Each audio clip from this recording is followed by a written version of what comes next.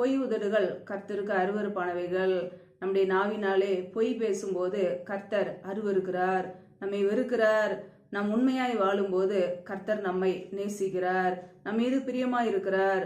பிரியமானவர்களே, கர்த்தருடைய பிள்ளைகள் இன்றைக்கு உண்மையாய் வாழ்கிறோமா? குடும்பத்துல உண்மையாய் இருக்கிறோமா? செய்கிற வேலைகளிலே உண்மையாய் செய்கிறோமா? கர்த்தருக்கு நாம் உண்மை உள்ளவர்களாய் வாழ்கிறோமா? சாட்சியுள்ள ஒரு வாழ்க்கை இருக்கிறதா? உண்மையாய் வாழ்கிற ஜனங்களை கர்த்தர் உயர்த்துவார். வேதம் சொல்கிறது, உண்மையுள்ள மனுஷன் பரிபூரண ஆசீர்வாதங்களை பெறுவான் என்று.